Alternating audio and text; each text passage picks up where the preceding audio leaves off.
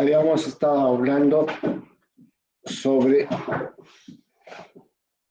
inicialmente qué se puntualizaba, qué se privilegiaba en el estudio de mercados no competitivos. Entonces, desde el enfoque de estructura, conducta, funcionamiento, se priorizaba en medir los beneficios de la industria. Ustedes pueden observar ahí, hay una ecuación de los beneficios. Hay varias variables acá, ¿no?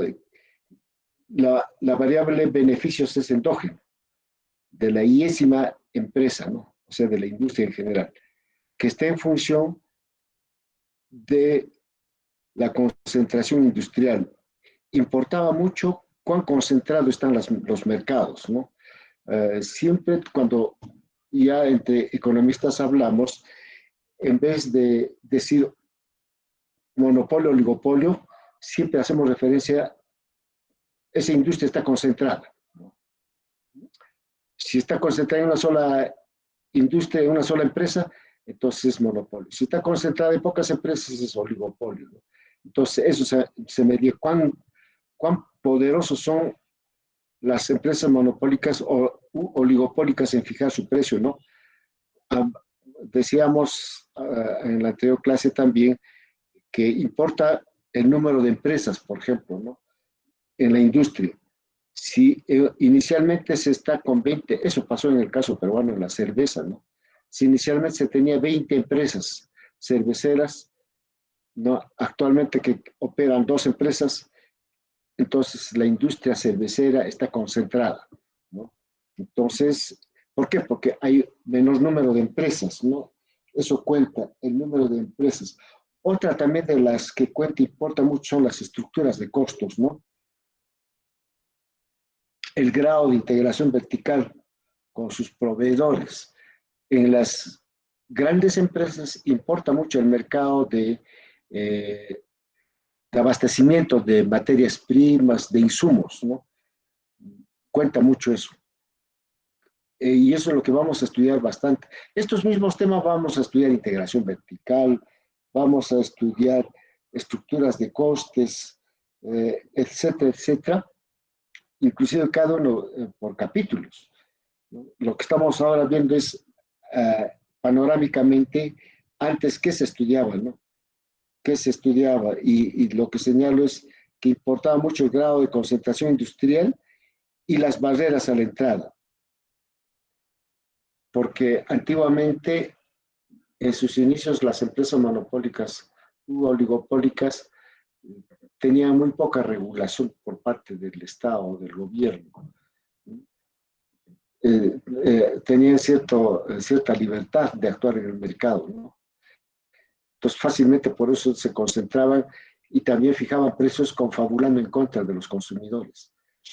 Con el tiempo, con el transcurso del tiempo, eso ha sido penalizado, ¿no? Cuando hacen colusión, por ejemplo, ¿no? Las empresas, para fijar un mayor precio, eso está condenado, está sancionado, está penalizado, ¿no? Por las autoridades cuando hacen colusión. Y en cualquier parte del mundo, ¿ah?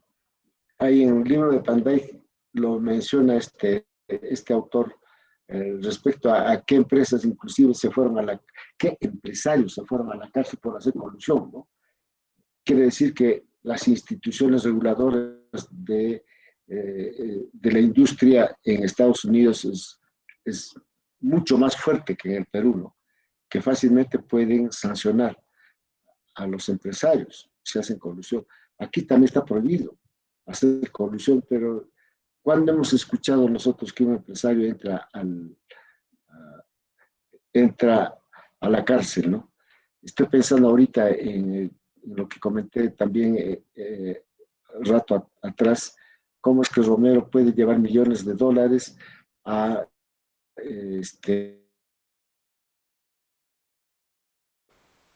¿no? Justamente una vez que entran, eso es lo que no merece comentarlo esto. Siempre a un malo lo van a escuchar decir, ¿no? Que también ha hecho pactos con Odebrecht, ¿no? Para darle licitaciones de grandes empresas. ¿No? Igualmente nosotros, los cusqueños, hemos sido afectados, ¿no? Eh, Hasta ahora es el hospital Antonio Lorena inconcluso, ¿no? El aeropuerto igual. ¿Por qué? Porque han corrido intereses, ¿no? El caso del hospital Lorena, clarísimo está. Tan solamente han medido, así leían, a ver si lo tengo acá a la mano,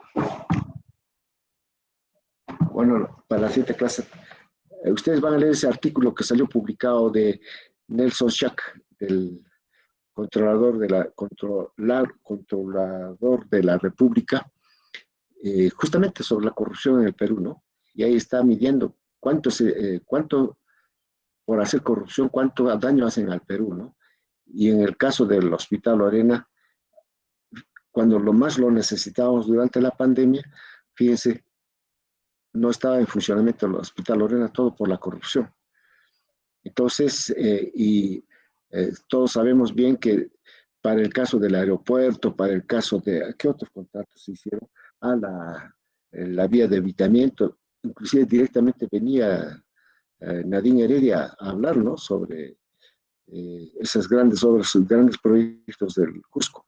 Entonces, ¿qué hacen los empresarios generalmente? Lo que ha hecho Odebrecht, ¿no? Pagar en este caso a los gobiernos de turno, para que aprueben sus grandes proyectos, ¿no? Les den en concesión esos grandes proyectos. Y todavía sobre esa base hacen sobrecostos, ¿no? De esos grandes proyectos y una parte va para el gobierno, el caso de Toledo, eso sabemos bien, 32 millones de dólares, ¿no? Odebrecht se le dio a Toledo por la interoceánica. Al final, ¿quién paga? Los que pagamos impuestos, ¿no? La ciudadanía que paga impuestos. Entonces, sobornan, en otros términos, ¿no? Las empresas a, a las autoridades para que puedan realizar grandes obras, ¿no? Entonces, las barreras a la entrada no solamente pueden ser por costes, ¿no? Que eso es lo que técnicamente siempre discutimos, ¿no? Eh, Cuando los costos son menores, las empresas monopólicas se proyectan a ser eficientes, ¿no? Pero muchas empresas no hacen eso, pues, ¿no? Tienen tecnología obsoleta, pero necesitan la protección del gobierno. Si el gobierno los protege a estos grandes monopolios, ¿no? Y les da 5 o 10 años así libres para que operen, de tal manera que mientras han operado esos años ya acumularon millones y millones de dólares, ¿no? Entonces, hacen daño realmente eh, la corrupción al caso peruano, ¿no? Y estamos pagando los platos rotos de todo eso, ¿no? Y eso debe ser siempre condenado.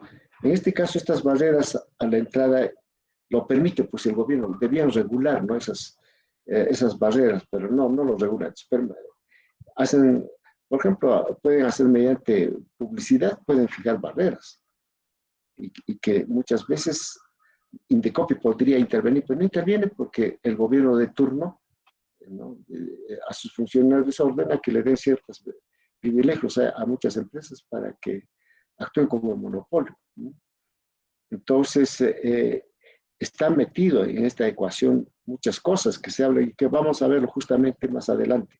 Esto que estoy comentando lo vamos a ver con teorías, no vamos a explicarlo eso. Por eso es interesante este curso, no está solamente una cuestión teórica así estrictamente técnica, tiene sus aspectos también políticos y sociales, ¿no? Esos puntos suspensivos siempre justamente nos dice que puede haber integración vertical, ¿no? Además de la concentración industrial y las barreras a la entrada puede ser por cuestiones de integración vertical, economías de alcance, eh, ¿qué más hay? Publicidad, etcétera, ¿no? Esos puntos suspensivos significa eso. Entonces, al final, los beneficios de la industria serán más altos cuanto mayor poder tienen las empresas respecto a ese conjunto de variables que están con puntos suspensivos, ¿no? Entonces, la rentabilidad de la empresa va a depender mucho de la concentración industrial, va a depender mucho de el grado de monopolio que tienen las empresas o las mismas barreras a la entrada, ¿no? Y hay varias formas, como les dije, barreras a la entrada. También ustedes han, el club de la construcción, ¿no? Cómo es que Gran y Montero, otra gran empresa millonaria, también una corporación, en los 20 últimos años, cómo se ha llenado de dinero, Gran y Montero, sobornando a Alan García, sobornando a Humala, sobornando a todos los presidentes. Entonces, con esto quiero decirles, las barreras a la entrada pueden ser estrictamente tecnológicas o también pueden ser políticas. Y dentro de las políticas está la corrupción. Pues, ¿no? eh, Esta proposición teórica que nos dice la tasa de ganancia en una industria crece con la concentración en la industria. Una mayor concentración industrial, mayor tasa de ganancia para las empresas, ¿no? Y eso, si lo permiten los gobiernos, es porque están confabulando en contra de los consumidores, o sea, nosotros, ¿no?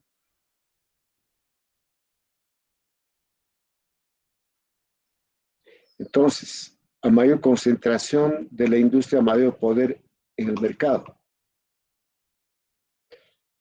Y obviamente eso no va a ser óptimo, no va a ser eficientes.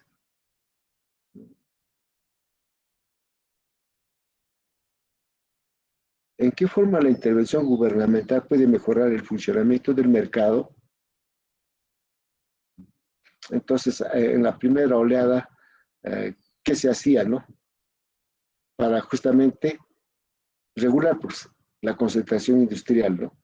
En la primera oleada, ahí está en el periodo, ¿no? La primera oleada, en 1950 a 1960 del siglo pasado, ya se interesaba en el estudio, ¿no? En la escuela de Harvard, dice, ¿no? Bain y Mason. Estos autores habrían en su momento escrito ese estudio, ¿no? Y que dice que fueron estudios empíricos en su naturaleza que desarrollaron el paradigma estructura, conducta, funcionamiento. Entonces, ya les expliqué, ¿no? Porque la estructura está basada siempre en cómo se determina el precio, ¿no? En el mercado y la conducta en base al poder del monopolio, ¿no? En base a las conductas de los empresarios, conductas oportunistas, ¿no? Y el funcionamiento que está permitido, ¿no? Que opere en esas condiciones institucionalmente. La estructura del mercado, el número de vendedores en el mercado, el grado con el que sus productos difieren entre sí, la estructura de costes, el grado de integración vertical con sus proveedores, etcétera, etcétera, ¿no? Determina la conducta que consiste en precio, investigación y desarrollo, inversión, publicidad, etcétera, etcétera. Miren cuántas otras variables están tras de eso, ¿no? En la estructura, conducta, funcionamiento, cuántas variables. Ya. Cada una de esas variables que tiene control ya se determina por ejemplo, por eso les pregunté, ¿no? ¿Cuántos modelos de oligopolio conocen? Y ustedes mismos me dijeron el modelo de Cournot, que el modelo de Beltram, el modelo de Stadtberg, el modelo del principal y el agente, el modelo como les dije también hay un modelo inglés, ¿no? Eh, Kalecki, ¿no? Eh, y también hay otro modelo alemán, el, ¿cómo es? El jugador, la empresa grande y la empresa pequeña, ¿no? Entran a una especie de juego, que en este caso la empresa grande permite que funcionen otras pequeñas empresas. ¿Pero para qué? Para que fortalezcan aún más el poder de la empresa grande, ¿no? Ese es otro modelo. También hay otro modelo en teoría de juegos estratégicos, ¿no? En la teoría de juegos. Entonces, tantos modelos que conocemos. Y cada una de esas variables, justamente eso determina pues, ¿no? Lo que estamos leyendo. Y estas son unas cuantas. también la investigación y desarrollo. Estas serán las que conducen a la eficiencia, ¿no? Investigación, desarrollo, inversión. ¿Por qué? Porque la investigación y el desarrollo implica por minimizar costos, ¿no? Y mejora las economías de escala de la empresa. ¿Por qué? Porque al minimizar costos, también los precios del bien en el mercado son más bajos. Entonces, no todo es ineficiencia, ¿no?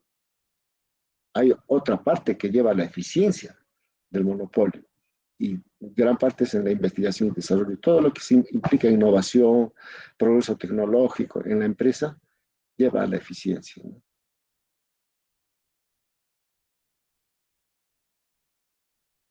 Y también justamente en esa primera oleada se privilegiaba que la empresa asignaba eficientemente sus recursos cuando el ingreso marginal es igual al costo marginal, ¿no? Esa es la condición de máximo beneficio, ¿no?, de la empresa. En micro 2 lo estudiaron ustedes eso. Entonces, el paradigma estructura, conducta, funcionamiento, aunque verosímil, se basaba en teorías débiles y recalcaba la necesidad de estudios empíricos de las industrias. ¿Por qué lo llama Tirol que eran teorías débiles? Porque estrictamente se basaba, pues, como dijo, ¿no?, estudios de corte transversal, o sea, una fotografía del momento, ¿no? Y eran eminentemente empíricos, porque en ese momento, para empezar, había pocas teorías, ¿no? Así como ahora ya vemos con qué facilidad decimos, ah, ya recorre el líder y el seguidor, es ese modelo alemán. Y está en ese libro, un buen libro. Estos modelos que les menciono, yo enseñaba en clases, ¿no? Este del líder y el seguidor está en ese libro que hay en nuestra facultad, también ese libro alemán, no sé, ahorita, pero les voy a recomendar más adelante.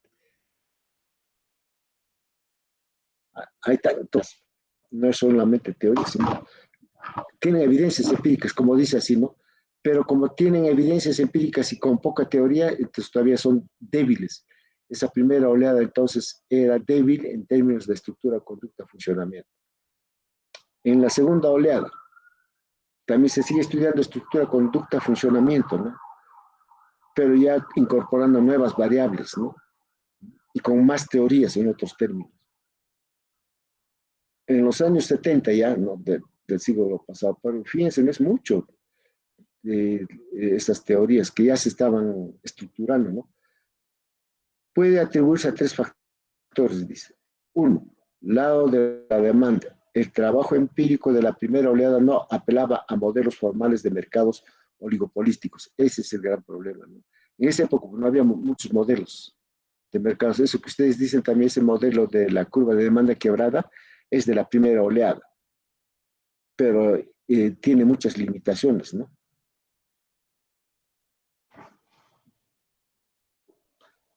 Dos, lado de la oferta. Se plantea dos factores.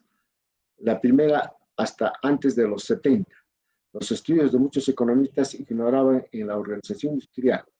La segunda, pone énfasis en la teoría de juegos no cooperativos para el análisis de conflictos estratégicos. Ese es, en la segunda oleada se pone énfasis mucho a los juegos estratégicos, ¿no?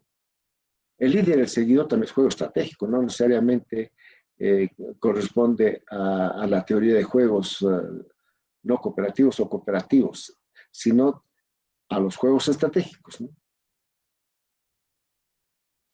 Tres, dinámica e información asimétrica. Este es la gran aporte, como lo vamos a ver más adelante, de Williamson.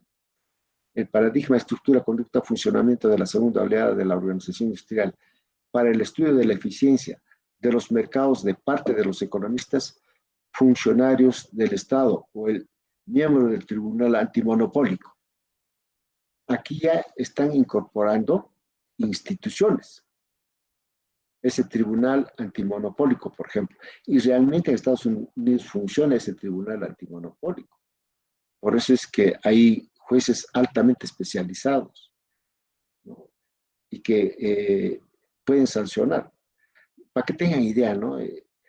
Justamente este tribunal antimonopólico en Estados Unidos obligó pues a la Microsoft, porque era un monopolio, y que el tribunal antimonopólico les dijo que ese mercado, ¿no?, de las computadoras, nos estamos refiriendo, ¿no?, y la informática en general, era pues un monopolio. Entonces, pero tampoco tenía un competidor cercano como para que le haga la competencia, pues, ¿no? Entonces, la Microsoft, ¿qué hizo? Para callarlos a este tribunal, y técnicamente lo han hecho, ¿no? Desdobla la empresa en dos, ¿no? O en dos o más, y lo hace pues por etapas, ¿no? O sea, a la empresa lo divide por procesos productivos, ¿no? Por ejemplo, por decir, no, alguien va a producir las materias primas, por decirlo. Alguien va a producir los componentes. Alguien va a producir programas, los van a crear los programas, ¿no? Y alguien debe también ensamblar, etcétera, ¿no? Entonces, pero obligaba para que ya la empresa monopólica no esté fijando mucho precio, ¿no?, en el mercado, solo la empresa. Lo cierto es que debe haber un Estado con un tribunal antimonopólico. Eso aquí estaban discutiendo hace poco, pero no se olviden que nuestro Congreso son representantes lobistas, ¿no? O sea, pertenecen a ciertos grupos de interés, ¿no? Y eso sabemos, por ejemplo, este señor eh, Podemos Perú, de José Gálvez, mm, el papá y el hijo, ¿no? Están ahí, pero ¿por qué están allí? Porque quieren así meterlo por la ventana a su universidad Telesuf, ¿no? A, a, dentro del sistema universitario, porque toda esa universidad era una universidad de fachada, ¿no? No les interesaba la calidad de la enseñanza, lo que les interesaba era cobrar y llenarse de dinero, ¿no? Entonces ellos quieren hacer aprobar, cambiar la ley, etcétera, etcétera, y hacer pasar por agua tibia su universidad. Y pensaron que eso iba a ser fácil para ellos. Por eso es que hicieron todo lo posible para vacarlo a Vizcarra, ¿no? Pensando que si se va a Vizcarra ya fácilmente se va, se adueña, pues, poniendo un nuevo congresista a la presidencia de la República. Pero justamente estos grandes movimientos, pues, que hicieron a nivel nacional, todo el mundo se ha levantado en contra de la vacancia del presidente Vizcarra, pero en realidad estaban defendiendo muchos derechos, porque se venía pues la repartija, ¿no?, ahí de estos congresistas para beneficiarse del poder. Ahora la gente por eso está aprendiendo recién política. Antes, acaso, si yo escuché a mis abuelos todavía decir así, ¿no?, diciendo, yo no me meto en política porque yo no como de la política. Y ahora todos sabemos bien que realmente comemos de la política. Desde el momento en que te suben el precio del pollo, ya estás comiendo eso, porque justamente cuando está monopolizado, fijan precios colusorios, sube el precio. O no solamente el pollo, pónganle con todos los bienes. Entonces, si no estamos alertas nosotros y no tenemos buenos representantes congresistas ahí de alto nivel, siempre vamos a estar equivocados, ¿no? Y estos congresistas son totalmente ignorantes, ¿no? Desde Fujimori, que ponía siempre a faranduleros como congresistas. Ahora el mismo partido de Acuña, APP, ya le están ahí poniendo de candidata a una tal de la, uh, de la farándula, ¿no? La ex esposa, pues, del alcalde de La Victoria en Lima, de George Forsyth, ¿no? Ya le están promoviendo ahí, y alguien le dijo en su cara, ¿no? ¿Esa qué sabe de política? ¿A qué va a ir al Congreso? ¿Alguna vez sabrá todas estas cosas que estamos hablando? Porque los congresistas tienen que saber esto. Si quieren defender al pueblo, ¿no?, y quieren gobernabilidad, tienen que gobernar con el pueblo. de eso se trata, ¿no? La gobernanza. La gobernanza es gobernar entre los políticos y el pueblo, conjunto para que se puedan elaborar leyes, normas, regulaciones, todas esas cosas, ¿no? A favor de la población. Entonces, ahí tenemos que aprender bastante. Se come entonces la política. Y eso tenemos que enseñar a nuestros padres, a los abuelos, a nuestros parientes, a que no voten por esos sinvergüenzas de estos congresistas que tenemos ahí en el, representantes del Cusco que van a calentar asiento y se llenan los bolsillos, ¿no? Y justamente aprobando normas. A ellos les dan cutra y aprueban una norma que favorece a un monopolio y se olvidaron de sus electores. Todo está mañado, todo está corrupto en otros términos.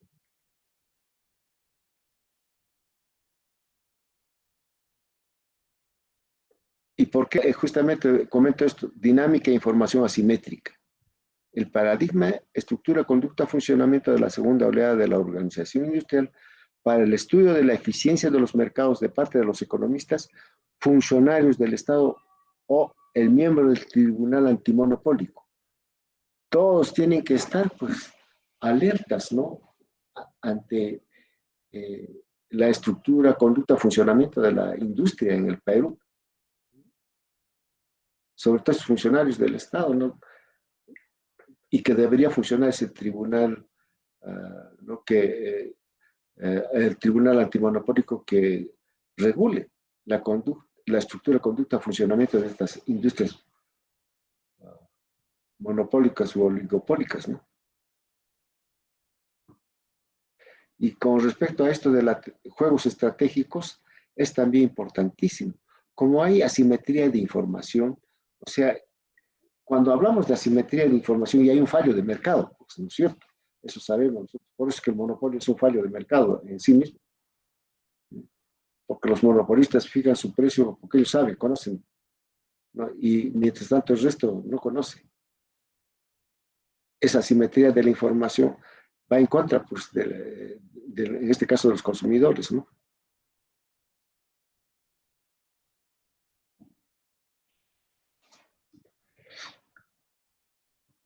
La organización industrial ciertamente se inicia con la estructura, conducta, funcionamiento de las empresas, estrategias de mercado y organización interna. Ahí está, estrategias, ¿no? De mercado y organización interna.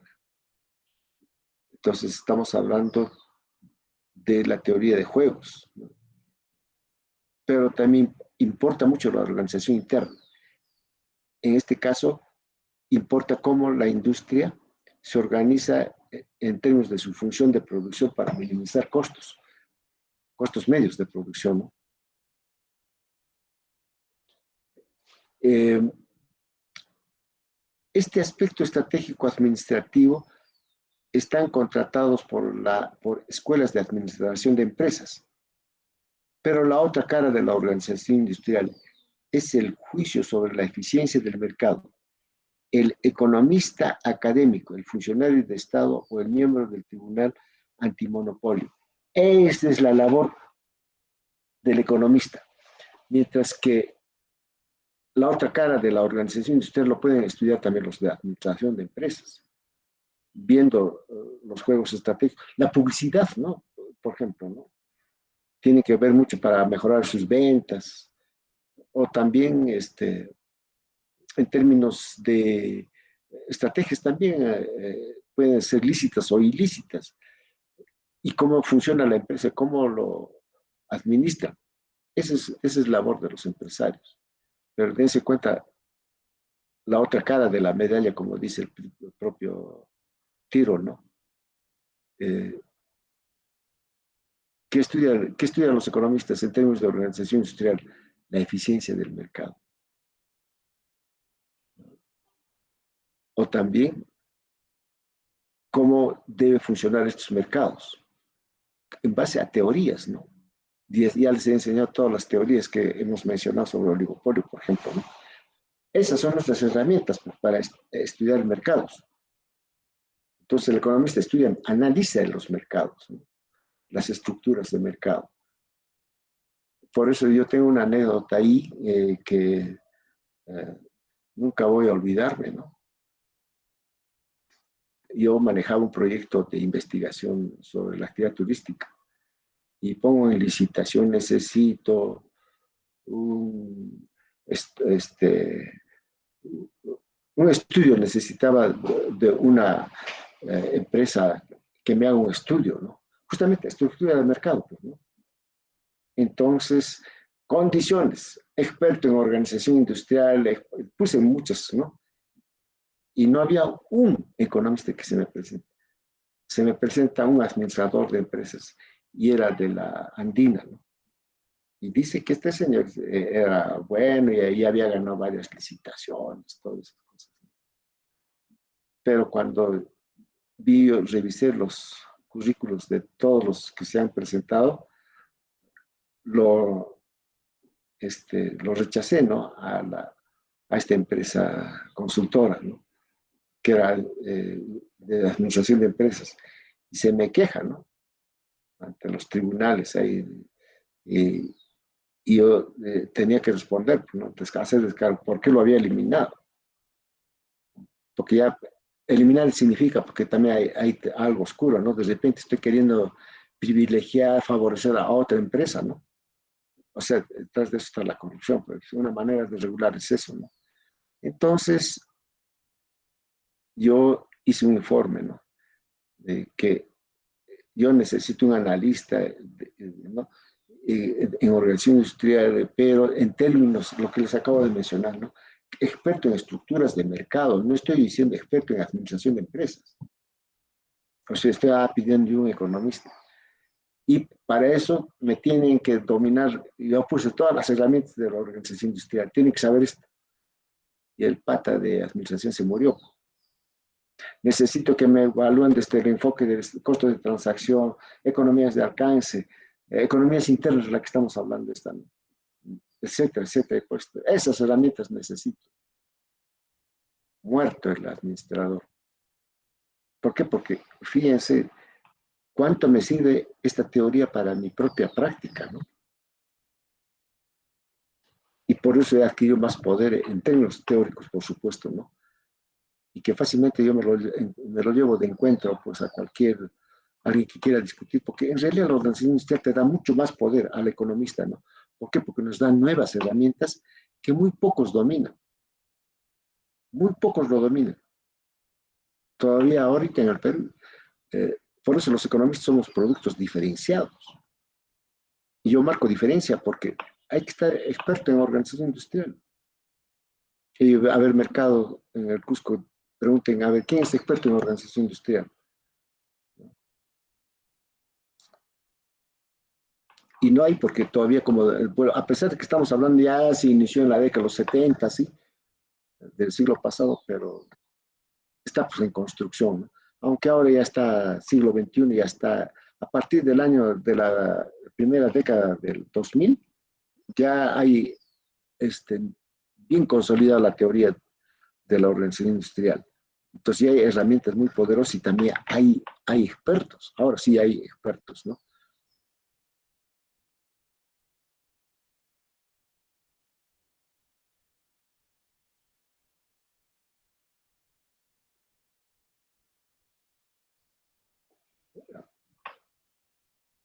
Antes de hablar del estudio de la organización industrial, habría que ver cómo se iba organizando la economía, ¿no?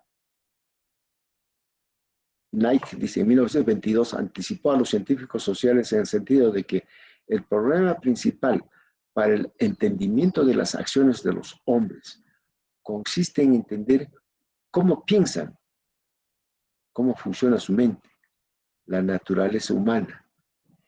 Ahí está la madre del cordero. Esto también, justamente en mi doctorado que estoy estudiando, me están poniendo énfasis en esto que Nike ya lo había observado, no ha escrito teorías, nada, sino estaba poniendo énfasis en ese sentido. En realidad, ¿cómo funciona la mente humana? Piensen nomás en Alan García, ¿no? Un florero de la patada, ¿no? Inclusive yo recuerdo mucho en su primera campaña cuando el presidente más joven del Perú que ha llegado a la presidencia a los 35 años, y efectivamente así fue, y acumuló gran voto del grupo del voto femenino, ¿no? porque era el más guapo, el más inteligente, el más florero, ¿no? Pero a mí no me convencía. ¿Y saben por qué no me convencía? Porque en ese momento yo ya, ya era economista, pero todavía no había estudiado mi maestría en la Católica, pero sí trabajaba en proyectos de investigación con muchos docentes de la Católica y comentábamos sobre este señor, ¿no? Y la conclusión era que en ese momento nosotros sabíamos bien que este señor puede hablar 2, 3 horas sin parar, pero habla, pero no dice mucho. Yo siempre que lo escuché, me esforcé por entenderlo, ¿no? Porque le puedo escuchar y hasta entenderlo, pero a su nivel, ¿no? De lo que él habla. Pero al nivel de las exigencias de políticas públicas, allí yo le pondría 0 ¿no? A Ana García. No hablaba nada sobre políticas públicas.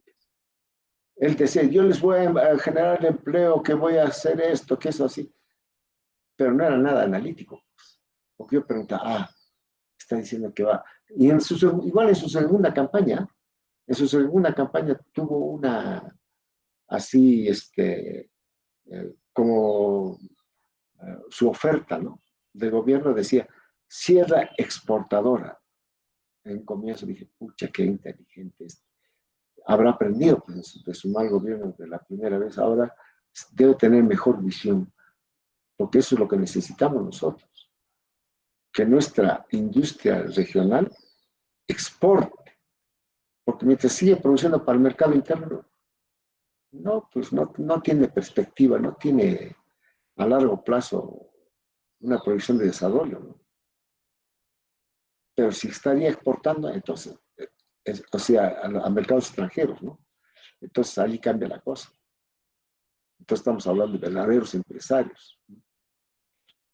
Altamente competitivos.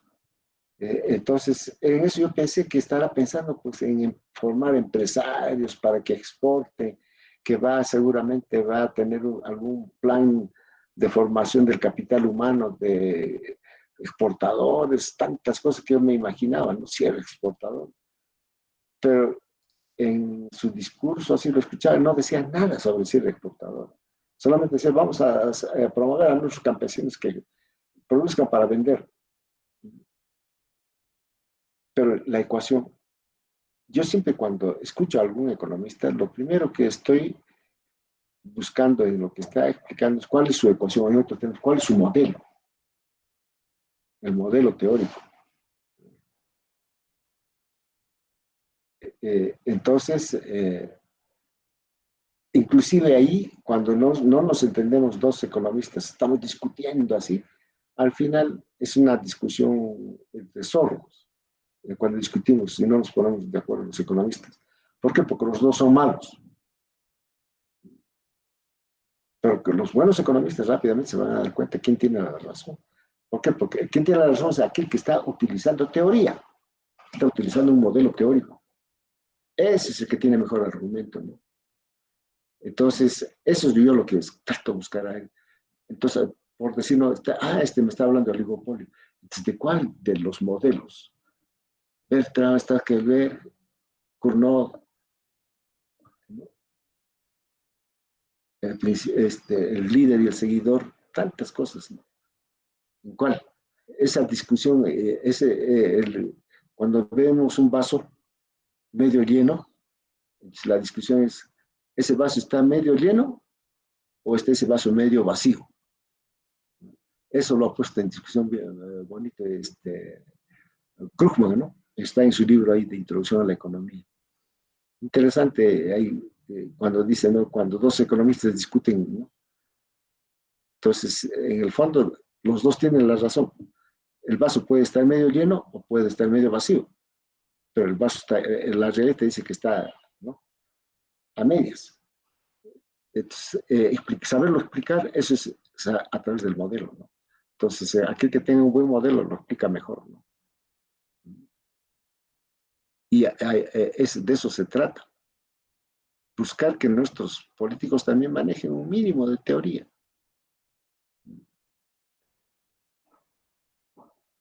Y no hay que enviar a cualquiera, ¿no? Entonces, la mente humana es esa. Cuando vemos a Alan García, está hablando cualquier cosa, está mintiendo, en otros términos, ¿no? Y todos los políticos. Mi gobierno va a ser para los pobres. Ahí está, pues. Y yo lo escuché bastante en su campaña a Jorge Acurio, nuestro gobierno regional, que los pobres, que voy a hacer esto, maravilla. Y miren, pues, alta corrupción, ahí está publicado a nivel nacional, ¿no? Todos sus movimientos de Jorge Acurio y de los siguientes también gobiernos. Cuántos se han embolsillado, todo está ahí, está publicado ahí en ese, eh, hay una publicación, ¿no?, de Nelson Schaja sobre la corrupción en el Perú. Nike había señalado ante la importancia del estudio de la naturaleza humana tal como lo conocemos y había identificado específicamente el azar moral, lo que lo conocemos ahora como riesgo moral, ¿no?, como una condición endémica que debe tomar en cuenta la organización económica. Sin embargo, su atención se centró en el riesgo y la incertidumbre y no en el término no técnico oportunismo. Ya lo había dicho en esa época, Nike, en 1922. Entonces, ahorita, cuando decimos cambio, hay que cambiar la constitución, está mal.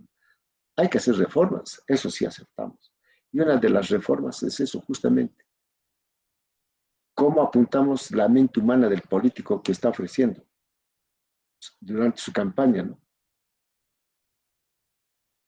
Porque sabemos bien que todo el mundo miente, porque sabe que no lo va a poder hacer. Y por decir, no, me voy a un extremo para que se entiendan, que venga un congresista y nos diga, señores, yo lo voy a construir en una pista asfaltada de Cusco a Chumivilcas. Eso es falso, pues, ¿no? Porque él está en el poder legislativo y con leyes.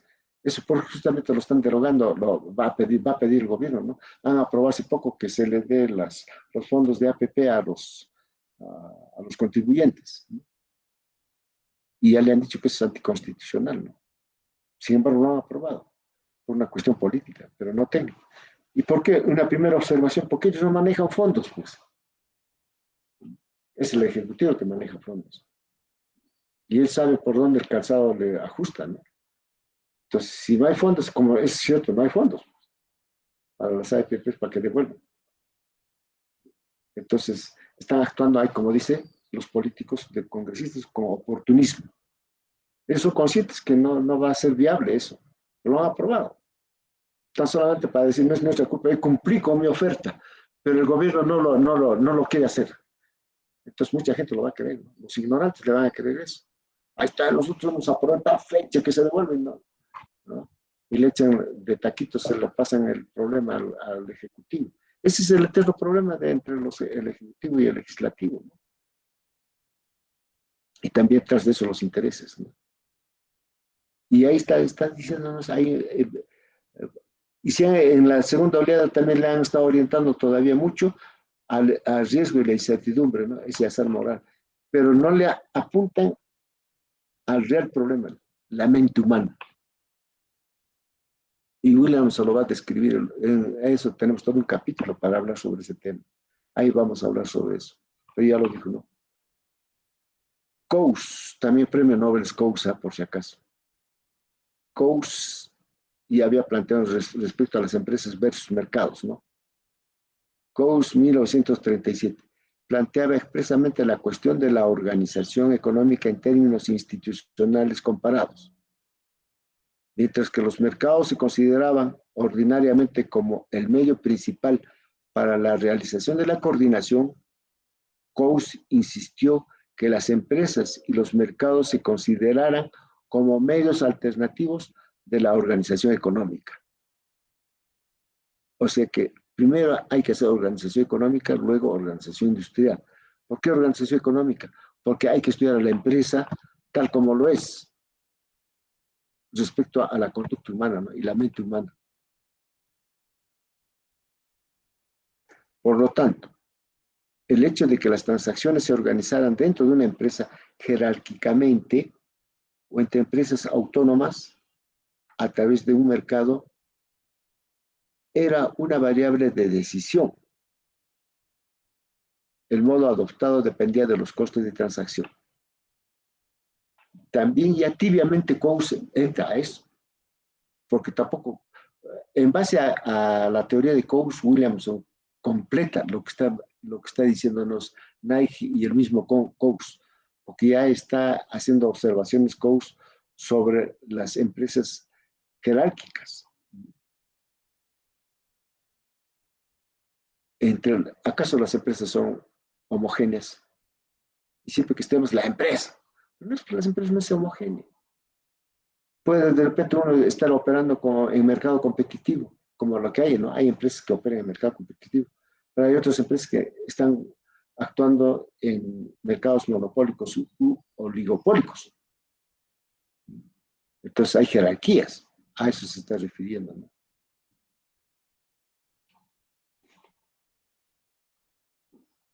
Y también del otro, y que dependía de los costos de transacción.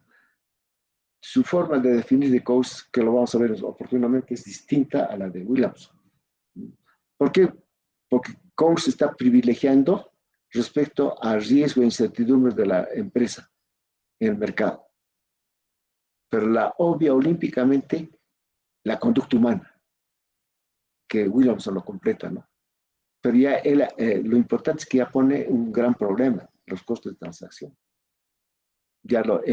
Por eso ganó premio Nobel, con eso ganó este Coase en su época, ¿no? Pero más o menos está por Coase, él ganó en la década de los 60, 70, o sea, seguramente él de joven empezó, pero 40 años después recién él empieza a hablar sobre el costo de transacción. Muy bien. Entonces, hasta esta primera parte, primera y segunda oleada, ¿algún comentario, alguna pregunta? Los escucho.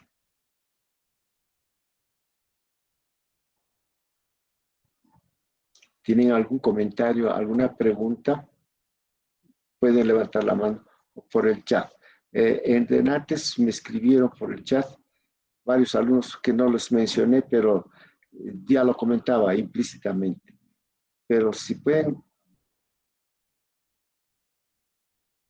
comentarlo por el chat o levanten la mano para darles uso de la palabra. Hemos hecho varios comentarios.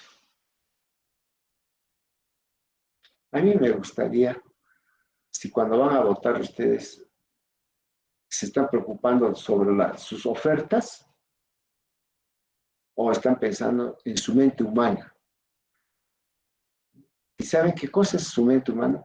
Yo ahora, cuando, por ejemplo, quiero ir donde un odontólogo, yo lo primero que pregunto es, ¿dónde ha estudiado? ¿En qué universidad?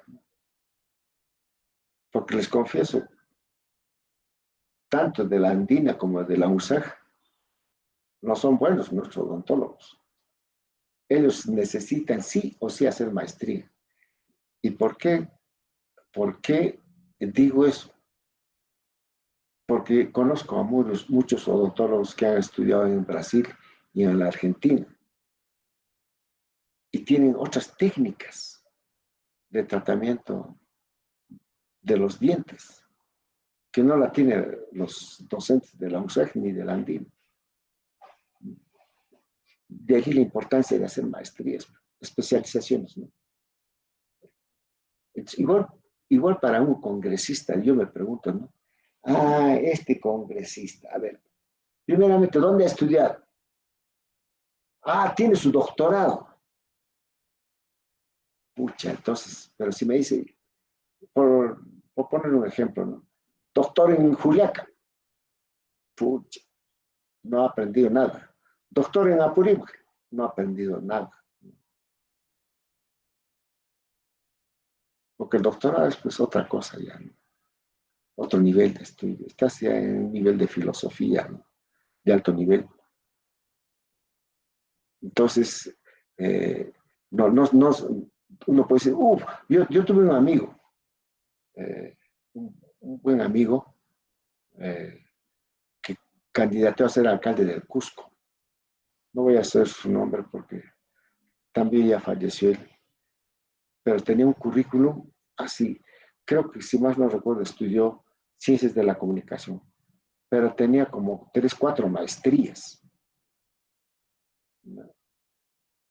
Y, y, y me enseñó, pues, me visitó justamente a mi oficina para decirme nada más eso. Yo tengo maestría en esto, maestría en esto, maestría. Entonces, ¿y en qué universidades?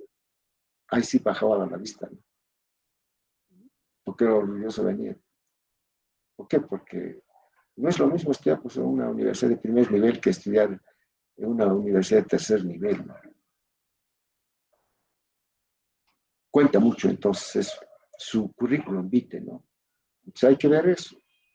Ahora, cualquiera no puede ir, un farandulero no puede ir.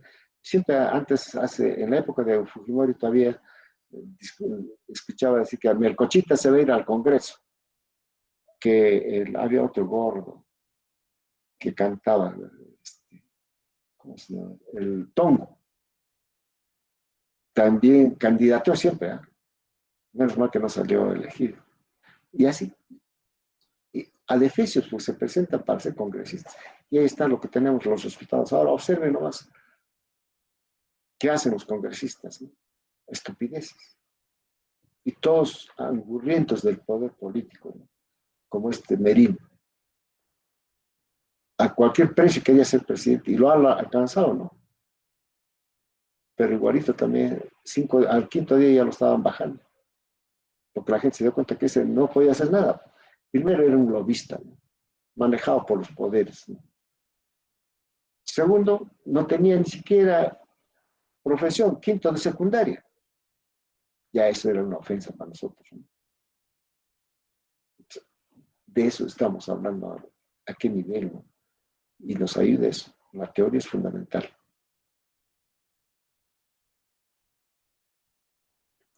Tatiana, no solamente de la andina, también de la USAC tenemos aceptado eso de nuestros odontólogos. No nos garantiza nada. Lo que sí podría decir es en medicina. En medicina, sí, nuestra universidad, en la USAC, es muy buena. Muy buenos profesionales salen.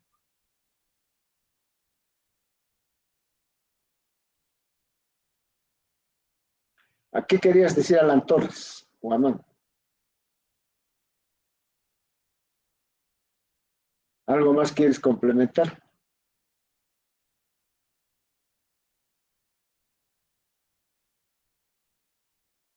Cuando he dicho Alan, yo no he dicho, por si acaso, de tía, estamos hablando de Alan García. Así que no te lo estás tomando muy a pecho. ¿Has sido alguna vez presidente de tu promoción, de tu código?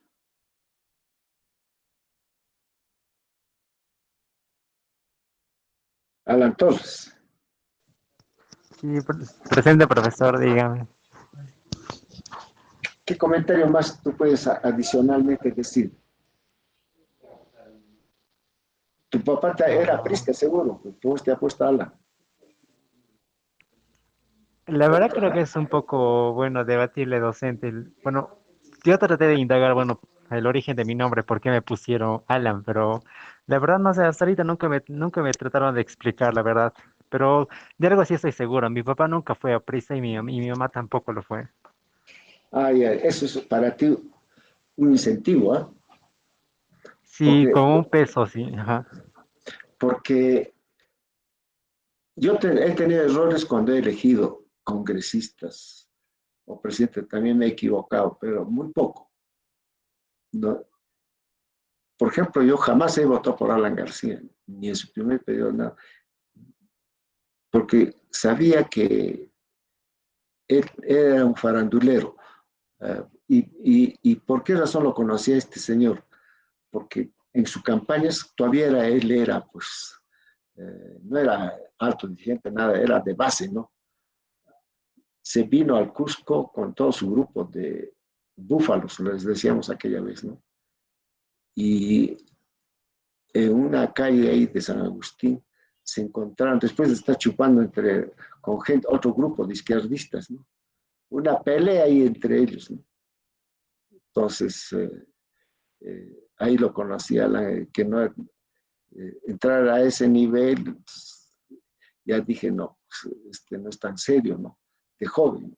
Porque también cuenta mucho pues, la trayectoria de este estudiante, ¿no? No era, no era nada correcto, ¿no? Como igual que los también de izquierda en esa época, ¿no? También eran faranduleros, no eran, no sé, con esto que decir, muy informales y nada interesados en la ciencia y la tecnología, ¿no? Pura ideología. Eso es lo que quiero decir en ese sentido.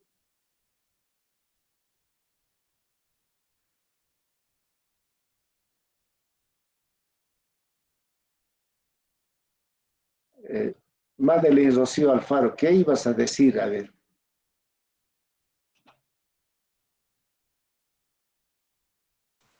Profesor, buenos días. buenos días. No se le estaba diciendo como Alan dijo que su papá no le había puesto el nombre de Alan por Alan García, entonces el compañero dijo que era por Alan Walker, por eso yo también dije, eso iba a decir. Ah, eso sí es Sí. cierto. Sí, sí, sí. Hay actores, ¿ah? Justamente hace poco vi una película de un Alan, eso es cierto. Puede ser eso. Bueno, sí, Profesor, sí, sí, te escucho, Mary. profesor, yo le quería preguntar, no, más que preguntar es comentarle. Yo conozco a un señor que es muy aprista y Ya. siempre publica en su Facebook que Alan hizo los proyectos que hizo, las obras que hizo, pero hay algunas personas que le comentan y le dicen que Alan era un ladrón, que era un corrupto. Y cuando le dicen eso, el señor responde que eh, si Alan fue un ladrón o corrupto y sabes que fue eso, ¿por qué no le denuncias? Porque si no denuncias es complicidad y también es delito. Eso responde el señor. Mm. Uf, Sí.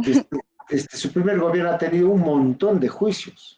Hay un escrito, léanlo ese libro que es escrito por un señor que estaba candidateando para presidente, pero se ha retirado, que ha sido congresista, ¿no? Y lo conoce, pues. Entonces, ahí describe todas sus aventuras de Alan García, todas las cosas que ha hecho, ¿no? Ha sido denunciado N veces. Y lo que pasa es que siempre lo ha archivado o simplemente salía libre por muchas argucias, como decimos, leguleyadas, ¿no? Y más aún porque siempre tenía, pues, como lo que estamos viendo ahora, jueces, fiscales ahí a su disposición, ¿no? Siempre. Le sacaba la vuelta a la ley mismo, ¿no? Claramente está todos sus, diríamos, su corrupción y denunciados. Pero él tenía, como estaba de presidente, ponía jueces, fiscales, así como lo que vemos a los cuellos blancos, ¿no? Y al mismo que ha llegado a ser siempre, pues, ¿cómo se llama este señor? Amigo del que se ha fugado a España y del que está ahora de este Ríos en la cárcel. Hay uno, presidente de cuál es, de ese señor, por ejemplo, le ha archivado varios casos, ¿no? Y hay otro que se ha retirado, también hay otros. No recuerdo los nombres ya porque a veces tantas cosas que uno aprende, uno tiene que aprender cosas nuevas y olvidar otras cosas. Entonces, entre esas cosas que dejo es ese. Pero si no, si hubiera sido hace años atrás, les diría tal fulano, tal fulano, tal fulano, ha sido denunciado. Y que justamente por eso siempre decimos, ¿no? Y han visto ustedes ahí en los cartelones de las marchas en Lima, Merino, tú no me representas. ¿Qué estamos diciendo con eso? De que no te sientes representado porque no, tú quieres otra cosa, ¿no? Y él está haciendo otra cosa. Entonces no nos representa. Por eso enviamos a un candidato, ¿no? Al Congreso, a presidente, porque nos sentimos representados. Y por eso es que votamos. Pero otra cosa es que como te mienten, yo voy a hacer esto y al final terminan haciendo otra cosa, ya tú no tienes la culpa. Pues. Te han mentido. Y eso es lo que hay que controlar justamente, que no te mientan. ¿No? Michael Fernando Condori me está preguntando, si yo no voté por Alan García, ¿por quién votó? Siempre votamos por el mal menor, eso es la costumbre en el Perú. Eso es, fatalmente es así, no sabemos. Tenemos pésimos electores, ¿no? En el Perú, ese es el gran problema. Falta de educación política al elector. Por eso es que ustedes como estudiantes tienen que estudiar y ser pues informantes de vuestra familia, ¿no? Esto es así, ¿no? Y hablen con ciencia, nunca hablen con ideología, porque hablar con ideología nos vamos a equivocar. Pero si hablando de ciencia y tecnología es otra cosa.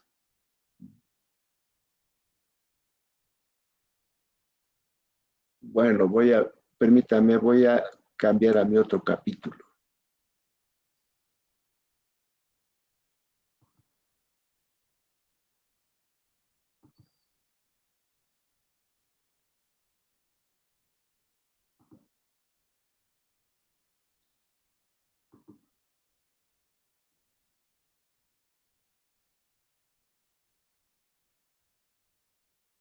Muy bien. Vamos a entrar a la lógica de la organización industrial. Esa introducción que hice la primera y segunda oleada, como hemos visto, y me olvidé comentar, ¿no?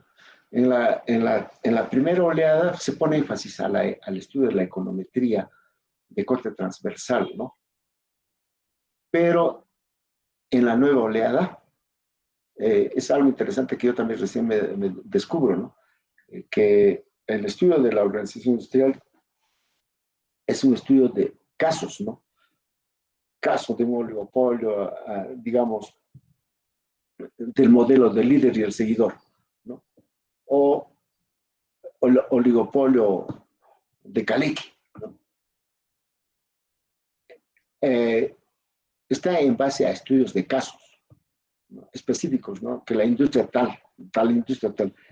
Y eso es pertinente porque como ahora vamos a estudiar, hice una introducción del tiro, ahora voy a entrar al tema de Williams, otro premio Nobel, ¿no?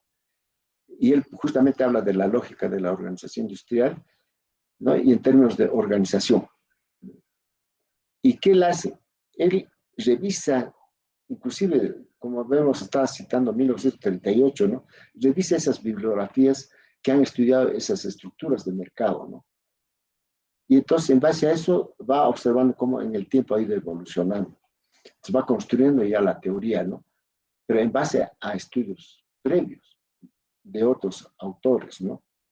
Entonces va ahí observando cómo se comporta, ¿no? En términos de estructura, conducta, funcionamiento de las empresas, ¿no? Y de la industria en general. Entonces, por ejemplo, acá habla de las organizaciones.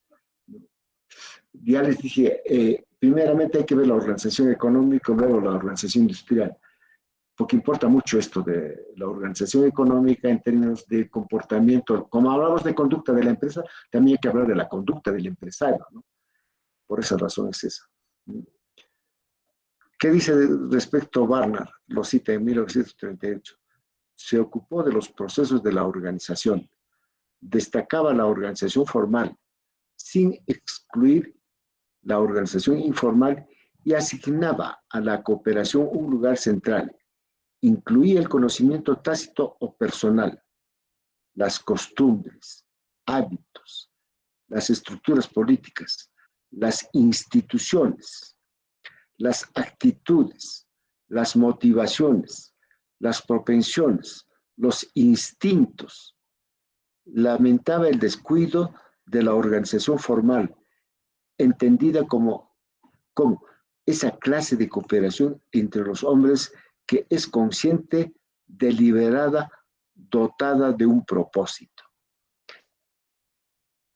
Esto remece, pues, a estos autores ya van haciendo notar que la teoría neoclásica, micro 1, micro 2, todos son por modelos, ¿no? Allí lo que se privilegia es la organización interna de la empresa, o hablando de la demanda de los consumidores, la organización racional y la toma de decisiones del consumidor, ¿no? Asumiendo que el consumidor es un santo, no miente, no engaña, ¿no? O sea que es un hombre perfecto, un consumidor racional perfecto. En la vida real no es así, pues. En la vida real influye hasta en el consumo, los hábitos, las costumbres, ¿no? Tu cultura. Y en términos empresariales, la idiosincrasia, la racionalidad del empresario en este caso. Entonces, habría que incluir todas esas cosas en el estudio. Por eso que la teoría neoclásica en el curso 1 y 2, todo es maravilla, pues, ¿no? Todo es perfecto, pero eso es lo que observa pues, Coase, observa Williams, que eso no es cierto. Y ahí está diciendo, ya en Barnard también dice, aquella época ya estaba observando eso en sus trabajos de investigación, que había que hablar, que había que ver, ¿no? El conocimiento tácito personal de los individuos, sus costumbres, sus hábitos, ¿no? Sus estructuras políticas, porque hasta como electores somos consumidores y compramos pues, ofertas de los políticos. Y como compramos esos votos, compramos sus ofertas y vendemos nuestro voto, nos hemos equivocado pues eligiendo a gente. A ver, ¿cuántos de ustedes han votado por los congresistas? Deberían golpearse el pecho con coyota, ¿no? Los que han votado por esos 5 congresistas, porque han hecho mala elección. Se han equivocado de ceja a oreja. Y pregunten a vuestros papás, a vuestros parientes, ¿por qué de estos congresistas han votado? Y pregúntale, ¿y por qué has votado por este individuo, no? Entonces te va a decir, yo, esto me ha ofrecido, o sea, han mentido, pues, pensando que van a cumplir, ¿no? Y en realidad, pues, no es cierto, ¿no? Eso no es cierto. Entendida por organización formal, esta clase de cooperación entre los hombres, que es consciente, deliberada, dotada de un propósito. Barnard quería que se destacara más la racionalidad intencionada, tomando en cuenta los límites impuestos por los factores físicos, biológicos y sociales. Esos son nuestro contexto que influye en nuestra conducta, nuestra forma de ser, el medio ambiente físico, biológico y social. Entonces, cuenta. Miren, esas cosas que en el curso 1 y 2 no nos han dicho eso, ¿no es cierto? Pero ahora ya con este curso 3 nos están haciendo reflexionar. Pero, ojo, no te olvides que en la conducta humana es esto así.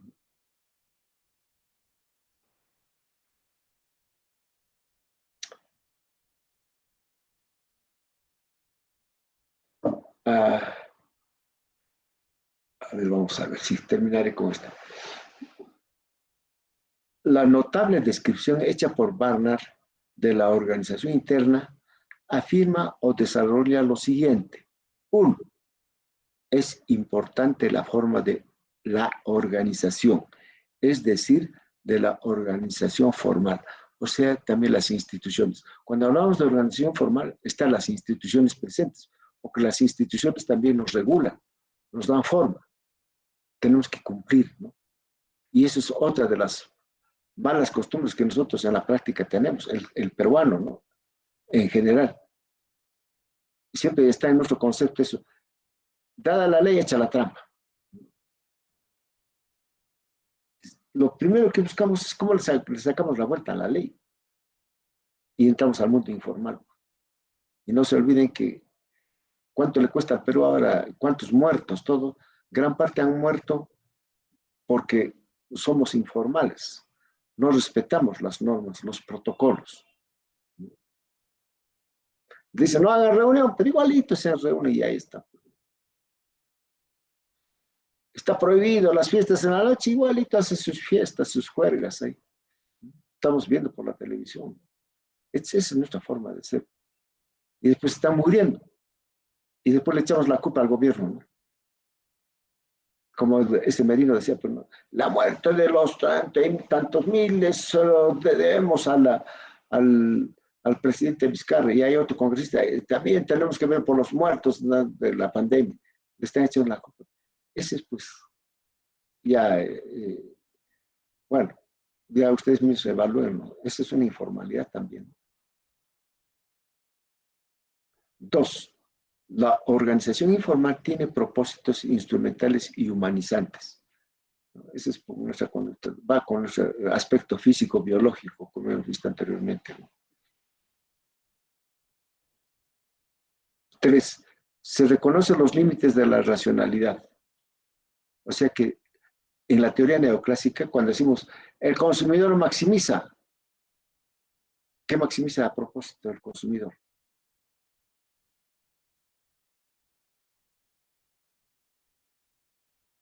¿Qué maximiza el consumidor?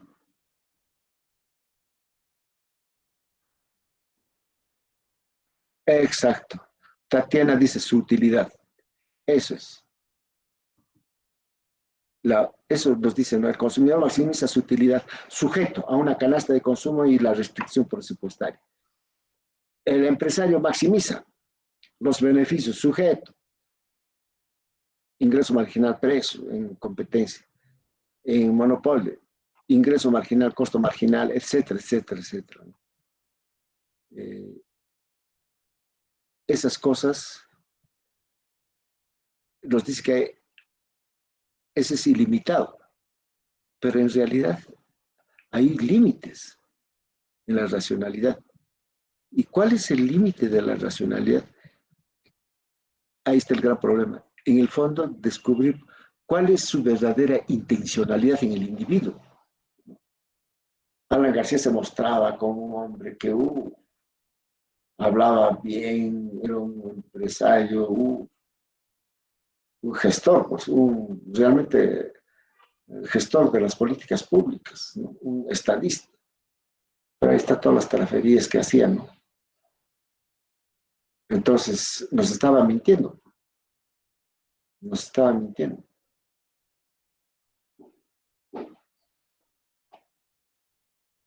Entonces, mejor es explicitar sus límites de su racionalidad, ¿no?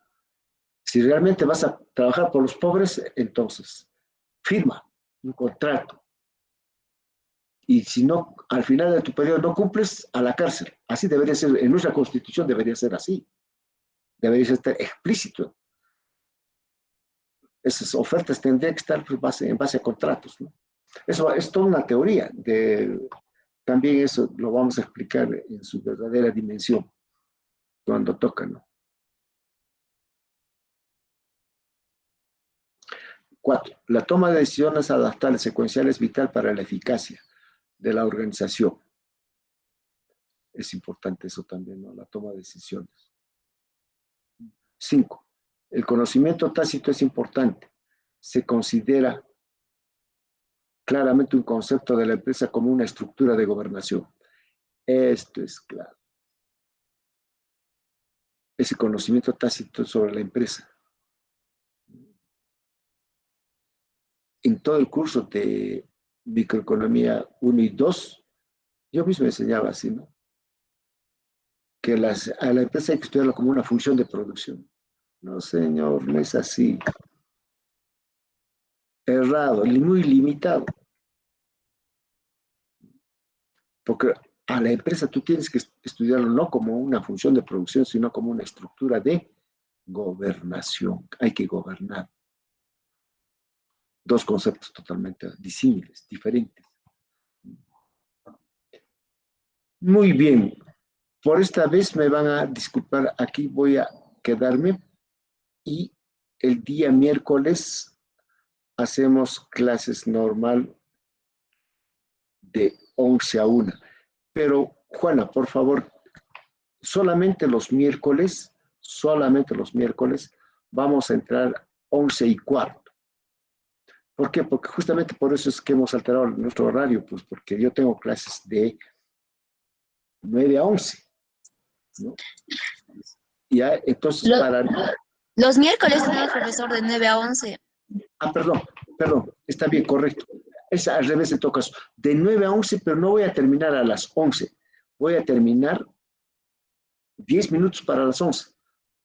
¿Qué Entonces al significa? final llamo la lista. No, más bien los días miércoles, si yo siempre te he dicho, ¿no es cierto? Llamas lista 9 y 5, tal vez 9 y 7 minutos, ¿no? Ajá, Pero los miércoles vas a llevar 9 puntos. está bien. ¿Para qué? Para que yo termine antes las clases, ¿ya? Entonces tengo Ya, unos está bien. minutos también para respirar oxígeno. ¿Ya? En Está todo bien, caso, profesor. eso por favor, ¿ya? Ya. Listo. Entonces, hasta el día miércoles. Lunes no hay clases, ¿no es cierto? Miércoles. Ujú. No. Sí, Ya. profesor, respecto a lo Muy que bien. estaba mencionando antes en la primera clase de 9 a 10 sobre que iba a habilitar, creo, la tarea para el siguiente miércoles, algo así estaba Sí, sí. comentando. Sí, en el transcurso de la tarde les voy a poner. Lo que ya les dije ya, pues. Pero eso lo voy a poner, como decimos, en blanco y negro en la plataforma. Y ahí ustedes van a entregar vuestro trabajo, pues, en la plataforma. ¿Ya? Está bien, profesor. Profesor, disculpe. Sí. Profesor, Sí, dime, disculpe. te escucho. No sé si nos podría mandar para los alumnos nuevos, invitación a Classroom, por favor. Y también si podría subir los capítulos de avance, creo, de los PowerPoint, ya subió, por favor, profesor. A ver, Juana, un favor. Como se están matriculando y hay alumnos nuevos todavía, no tengo yo la lista completa. La lista que yo les he invitado, esa es la que tengo, ¿no? Entonces, ¿cómo les invito si no tengo vuestros códigos, nombres, no lo tengo, ¿no es cierto? Profesor, ¿me Entonces, puede brindar su WhatsApp? Y yo ahorita pido a mis compañeros a los que les falte que me envíen sus datos, su correo, y yo se lo envío a su WhatsApp. no, bueno, también a mi WhatsApp, pero puedes enviármelo a mi, no tienes tú mi Al correo. al correo institucional, Lo voy a ¿ya? buscar porque si no, no hay problema. Está en el correo institucional, ¿ya? Por favor. Ya le envío de los compañeros que faltan entonces. Perfecto, sí, con una lista completa, ¿ya? Ya está bien, profesor. Listo. En el transcurso de esta tarde, nomás para que los invite para el próximo miércoles, ¿ya? Ya, profesor, ¿la lista solo le envío de los que faltan o toda la lista completita que Toda la tengo? lista completa para ver, porque quiero corroborar también con lo que tengo, ¿ya? Está bien, profesor. Ya. Listo. Ok, hasta el miércoles. Hasta el miércoles, profesor. Cuídese. Gracias.